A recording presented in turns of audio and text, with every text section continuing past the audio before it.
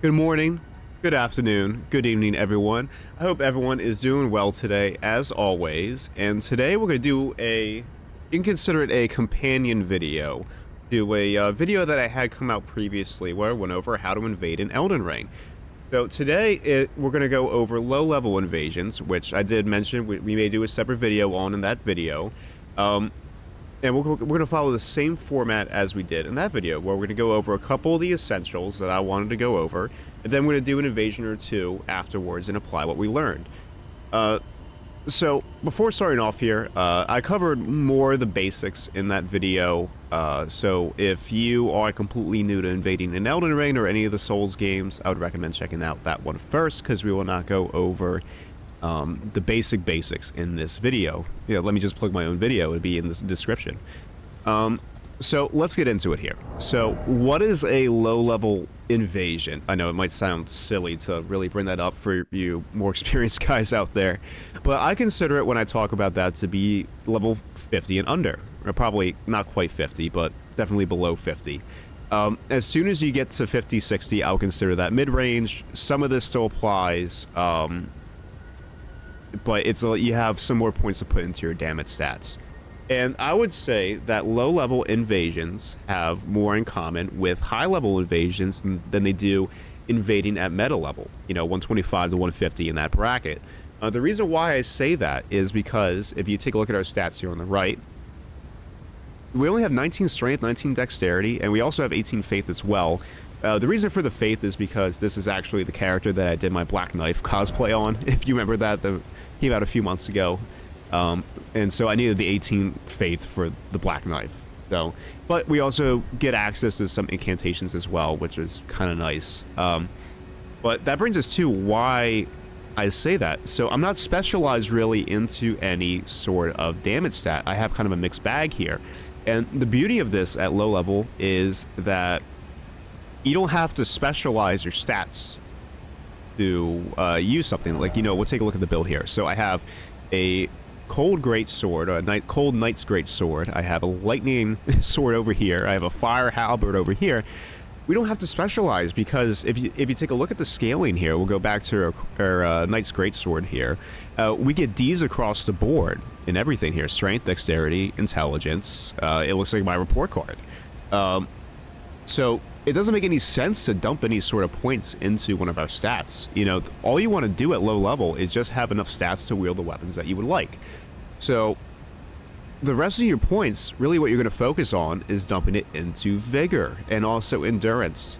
If I could have it my way, if I redid this build, I would definitely take the faith down a little bit, because I don't really plan on using the Black Knife.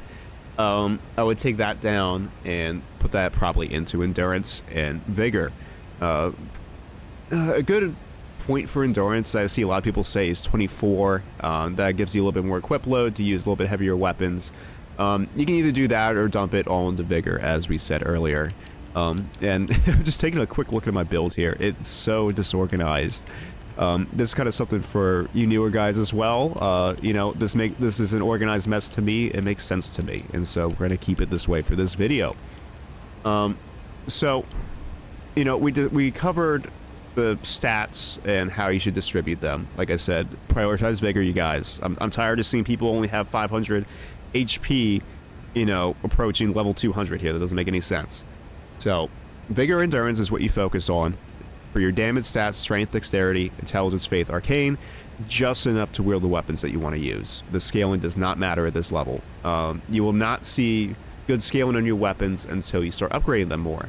And you see here, for level 35, I have my regular weapons here upgraded to +5, and then I have my somber weapons at +2. You figure out the weapon level, you just multiply the somber weapons by 2.5, and that'll give you the conversion for what you should level your regular smith and stone weapons to, and vice versa. You can divide. If you guys didn't pay attention in math class, this is where it all comes back. And so I also wanted to go over, what level weapons should I run here. And so I'm at level 35, and so I find +5 and +2 to work. But every bracket is a little bit different. Maybe level 60, you want to do a 12 regular, and you want to do a +5 somber. Level 90, which I like to play, it's best at 17 +7. What I'm going to include in the description of this video as well is a summon range calculator, so you can see, you can plug in what weapon levels you put in, and what rune levels you put in, and you can see where you would invade from there for you guys to decide what you want to do. But more or less, those are a couple of ones that I do off the top of my head that I've done myself. Those are the ones that I play at. You know, I would say if you go maybe RL25, you might want to dip down to +3, +1 possibly. It's all about what is the players that I'm going to be invading at this level most likely going to be running. And so that way we maximize the amount of invasions that we can get. And so we're going to just go ahead and move on here to my talisman setup here. You know, I mentioned I have 32 vigor and I have 21 endurance. I highly recommend, if you guys, you know, haven't already tried this at low level, to run the Radagon Sword Seal. And this is even just PvP. This is for, you know, PvE fighting bosses and all that going through the levels. This is a +5 to your vigor. Here, we'll just take it off real quick. So, I'll take it off. There you go. So this is a +5 to our vigor, our endurance, strength, and dexterity. Just keep this on. The sword seals are good up until you hit about 50 or you know, level 50 or 60, and the increased damage that you'd be taking isn't really worth it anymore. But I would keep this on here, and then I just have some other talismans that I like as well on this. But I definitely wanted to go over that because that explains how I got the stat spread that I did. And you'll see here I have 4 talisman slots, and this kind of leads us into our next point here that I want to discuss on whether or not twinking is okay. And, you know, you may ask, you know, you're brand new to this community, what is twinking? Twinking is when you have a character like this, we're at level 35, and we have endgame equipment on it. You know, I mean, this could be considered a twink weapon because you got to be in Altus Plateau to get it, the Black Knife. And so players that we invade may not have access to it. You know, maybe you can make the same argument about Piercing Fang. You know, you have to do the whole quest line to get it. I'm not going to tell you what's right and wrong, you know, whether or not you should run the Ansper Rapier or not, and rot people in Limgrave. You know, that's not the point of this video. What I will tell you is that you need to have ways to combat overleveled phantoms. The way the damage scaling works in Elden Ring at low level is honestly terrible. You have somebody that's, you know, they could be level 700 and they're playing with their friend here at level 35. Well, the way that the downscaling works, which I'm sure as some of you have experienced, is downright abysmal. The defenses that they have is ridiculous. I invaded on this build the other day just to kind of get back into, you know, kind of what I was left with on this build since the last time I used it. And I invaded somebody that must have had a really high level phantom, because when I hit him with the Piercing Fang Ash of War, I couldn't do over like 150 damage to him. You know, I don't know what kind of setup he was running, but he had to be high level. And also when he hit me, he did a lot of damage. It was pretty much most of my health bar that would be gone. So it's kind of I don't know, for every yin there's his yang, I guess. You know, I tend to want to play honestly towards players that I know you can tell that they're brand new at the game, because they don't even know how to attack yet. They don't even know what the, you know, R1 does here. But you are going to have players at this level that are way higher level than you. You know, they're just playing with a low level friend. And so you need to have ways to deal with them. And so whether or not using later game things is acceptable or not is completely up to you to decide. I won't tell you here. I'm not the morality police here. But what I will tell you here is I'll tell you how to combat the overlevel phantoms. And so we essentially have 3 options here that we can look at, just on a basic level. We can look at the most obvious of all of them is just kill the host. Don't even deal with them, just run past them, just kill the host, be done with it. Bada bing, you're out. Second of what we can do is we can use Frostbite to lower their defenses. This is always another option as well. So I have a cold greatsword for this reason. It's really just good in general, just to have a cold weapon. And I also have some frost pots as well. Which, by the way, I gotta get the rest of the rich roll pots. I thought I had all of them. I only have 6, but it's okay. And so our third option You know, like I said, we brought up the Twinking thing. Oh, you could just use like rot pots and the Ancient Rapier to Scarlet Rot them. You know, that'll get them down real quick. I don't have the Ancient Rapier on this build, but that is always an option to deal with those players. Instead of, I tend to use Poisonous Mist. I tend to go for the Poison proc instead. Poison is very strong at low levels. So we have here, what is it? 1081 HP. I forget exactly how much poison ticks down per second, but it's definitely a lot more impactful when you have 1000 HP versus 2000 HP. And so poison is very strong at lower levels. It's that pressure that you need sometimes to be able to win here. So that's an option as well. So we have a little bit of every situation here that we can pull out. Or we have a weapon for every situation, I guess I could say. Which, once again, we're going back to my last video. That's one of the pointers that I gave out here. As far as like other tips that I like to use at low level, I personally really like regen. Like here we have the Blessed Dew Talisman. I tend to start with the Ritual Shield Talisman on to raise my defense at the start of the invasion or when I'm at full health. And then I swap to the Blessed Dew Talisman. That's 2 HP per second. And I combine that in my Flask of Wondrous whatever. I combine that with the regen tier as well, and that is really strong. You just constantly regenerate health. It's honestly really nice. It feels kind of cheesy, actually, to use. But I find it to be really effective, especially when we're in a dicey situation. Before we go ahead and move into the invasions here, I have a couple of pointers to bring out as well that I didn't do it in the last video. So, last video... I guess it'd be 2 videos now at the time of posting this one. When I went over how to invade, it was so awesome to see you guys in the comments giving out different tips. So there's things that I definitely overlooked as well. You know, just little gameplay tips that I overlooked myself here. There's so many things to learn when you're playing this game, especially in the PvP multiplayer of it. It's so awesome to have everyone being able to help out, you know, the newer guys in this community, you know? So, big thank you to you guys for doing that. And so, I wanted to go over a couple of things that I missed that I realized afterwards. So, you want to get comfortable, and this is my test dummy Donald here. He's going to go ahead and let us know what's going on here. What's going on, Don? And so, what I want to get into is, a lot of times, you want to play locked off. So, right here, I'm locked on to him. We're just going to demonstrate here. So, if you want to go for, like, say, a backstab, for example, right? Or maybe you just want to be able to track independently of, you know, maybe you see where they're going and you want to just cut them off along the way. Locking off is always an option. So here, check right here, because we're not locked in. You know, when we're locked in, we're kind of like going around at like an angle around them. You know, there's not exactly, we don't exactly have freedom of movement. If we were to face this way and we can't face right and attack, we can only face forward. So, you know, obviously if we unlocked, we could just attack that way. And so maybe if he was to run to our side, we could take care of him that way. But also, you can just kind of easily backstab this way, like watch. You can just go around like this. Oh, I missed there. Let's try again.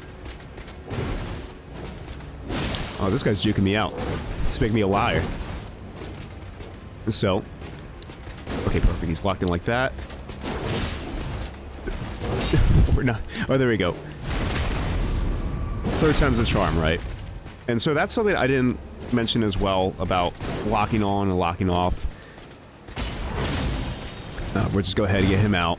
So he doesn't get a lot of chances to play here, so he is a little bit rambunctious today. Just eat the lightning. So, if you guys have anything else that you think I've missed so far in these videos, please comment it down below. You know, let's help our newer friends out. But, alright, we're going to go ahead and invade here, and we're going to see how it goes. Okay, let's see what we got here. Ray Lucaria. Nice. Now let's go ahead, buff on up. Well, there's one down already. These wizards are pretty... Oh boy. Get out of here, I'll save you. Oh, he looks like he has a parry shield. This is an option as well for you. Flails.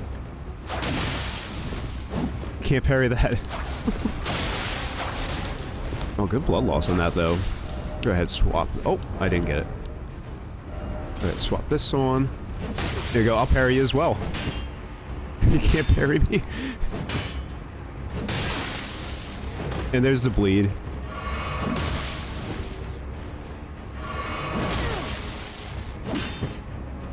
I don't think he knows that you can't parry flails. Oh, there you go. There's another lesson for you. Hey. If somebody's trying to parry you, just use a flail. Flail meta incoming, right? Okay, we are here in Castle Morin. So this is why I like invading low level. You get some different locations. Right, and here we are. We'll go ahead and my crab too. Wilhelm.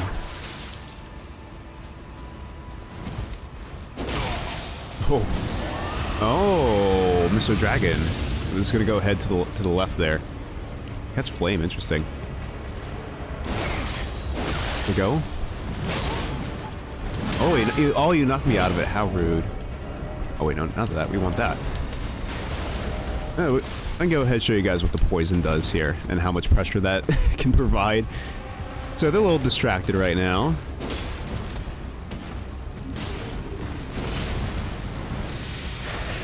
Let's go ahead and give that a go. Oh, like I was saying about the regen, my health is just coming right back.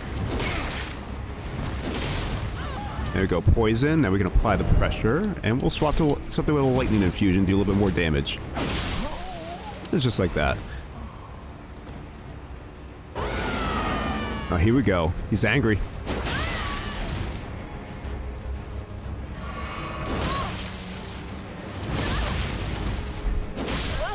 And there you go. It's obviously new players, but you know, we all can learn somewhere, I guess. And so, let's do another one, and we'll see how that one goes here. I'm kind of curious, see what else we get. Storm Hill. Interesting. Karai. Oh, they're talking to Alexander. Would be rude to interrupt their conversations, I guess. Merlin. Hey. You guys talking? Or are you done talking here? Oh, they're done talking. Alright, let's get it. With a name like that, I expect you to be a intelligence user here, but maybe not. Oh, he's a Dragon Breath enjoyer instead. Alright, we're gonna do this instead. Gonna put that on the old back here. Like I said from last video, Spiral Horn Shield. Okay. Dual Rivers of Blood. I like it. This is a throwback to Release.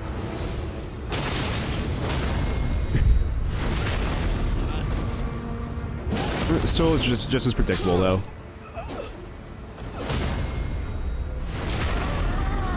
And this is why you don't just spam R1. Now, we'll let our host heal up here. Hey, go ahead, heal.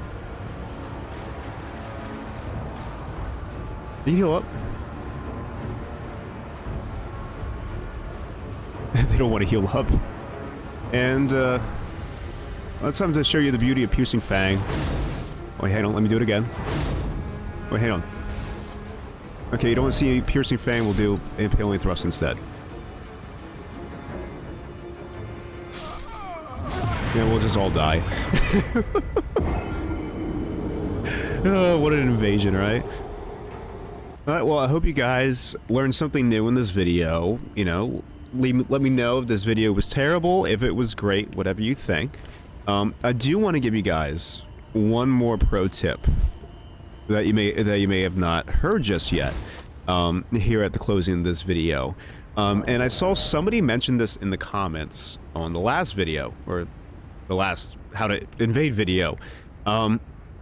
So you have a strong Asher War, right? Like say, oh, you know, we'll just go Spinning Slash, for example, right?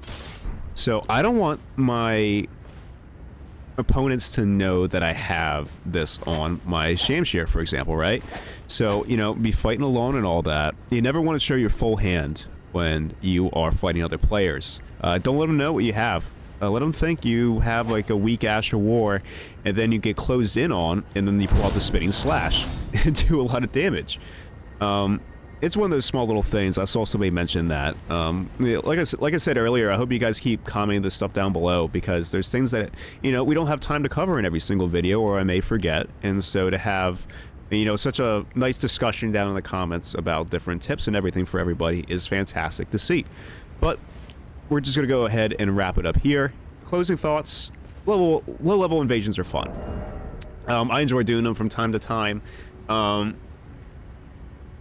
Like I said, you know, the difference is definitely a different damage profile, I guess you could say. Definitely some more different setups you can run. And so you have some... You can take a few liberties, I guess you can say. So... definitely something to switch it up a little bit, you know, add something, you know, instead of just doing, you know, level 138 all the time like I usually do. You know, it's good to switch it up a little bit. But I'll leave you guys here on this note here. I hope you guys take it easy, and as always, have a good day.